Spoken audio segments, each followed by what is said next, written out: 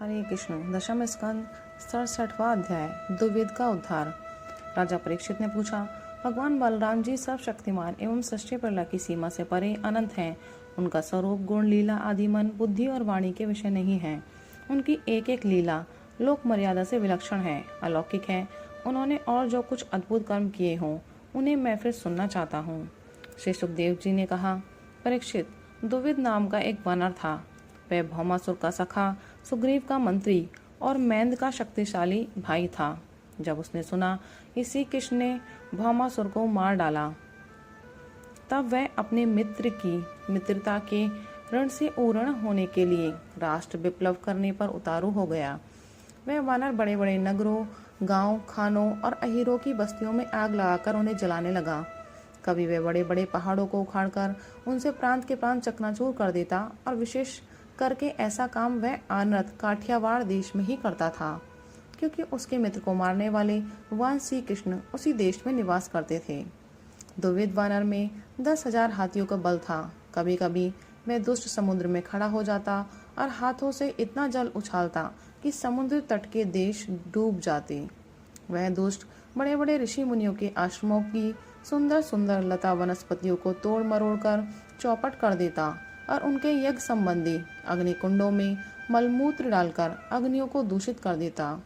जैसे भृंगी नाम का कीड़ा दूसरे कीड़ों को ले जाकर अपने बिल में बंद कर देता है, वैसे ही वह मदोन्मत्त वानर स्त्रियों और पुरुषों को ले जाकर पहाड़ों की घाटियों तथा गुफाओं में डाल देता। फिर बाहर से बड़ी बड़ी चट्टानें रखकर उनका मुंह बंद कर देता। इस प्रकार वह देशवासियों को तो तिरस्कार करता ही कुलीन स्त्रियों को भी दूषित कर देता था। एक दिन वह दुष्ट सुललित संगीत सुनकर रैवतक पर्वत पर गया।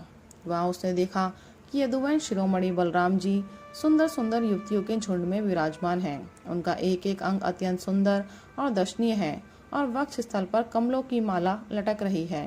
वे मधुपान करके मधुर संगीत गा रहे थे और उनके नेत्र आनंद उन्माद से विहल हो रहे थे। उनका शरीर इस प्रकार शोभायमान हो रहा था मानो कोई मदमत गजराज हो। वह दुष्ट वानर वृक्षों की शाखाओं पर चढ़ जाता और उन्हें झकझोर देता। कभी स्त्रियों के सामने आकर किलकारी भी मारने लगता। युवती स्त्रियां स्वभाव से ही चंचल और हास परिहास में रुचि रखने वाली होती हैं। बलराम जी की स्त्रियां उस वानर की ठिठाई देखकर हंसने लगी। अब वह वानर भगवान बलराम जी के सामने ही उन स्त्रियों की अवहेलना करने लगा।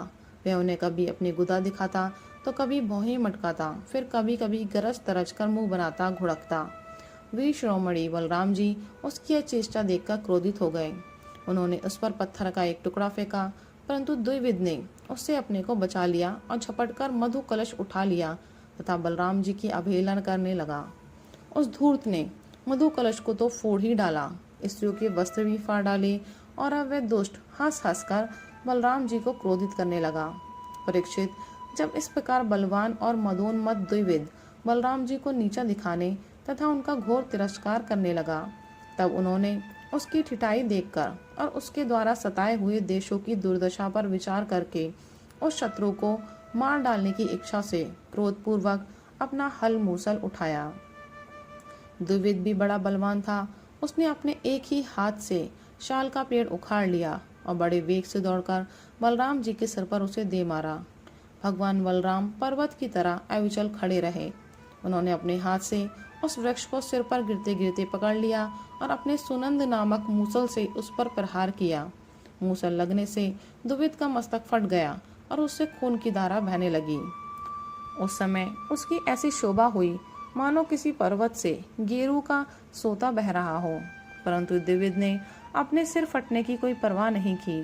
उसने कुपित होकर एक दूसरा वृक्ष उखाड़ा, उसे झाड़ झूड़ कर बिना पत्ते का कर दिया और फिर उससे बलराम जी पर बड़े जोर का प्रहार किया। बलराम जी ने उस वृक्ष के सैकड़ों टुकड़े कर दिए। इसके बाद द्विविध ने बड़े क्रोध से दूसरा वृक्ष चलाया, परंतु भगवान बलराम जी ने उसे भी शतधा छिन्न भिन्न कर दिया। इस प्रकार वह उनसे युद्ध करता रहा। एक वृक्ष के टूट जाने पर दूसरा वृक्ष उखाड़ता और उससे प्रहार करने की चेष्टा करता। इस तरह सब ओर से वृक्ष उखाड़ उखाड़ कर लड़ते लड़ते उसने सारे वन को ही वृक्षहीन कर दिया। वृक्ष न रहे तब द्विविध का क्रोध और भी बढ़ गया तथा वह बहुत चिढ़कर बलराम जी के ऊपर बड़ी बड़ी चट्टानों की वर्षा करने लगा, परंतु भगवान बलराम जी ने अपने मूसल से उन सभी चट्टानों को खेल खेल में ही चकनाचूर कर दिया।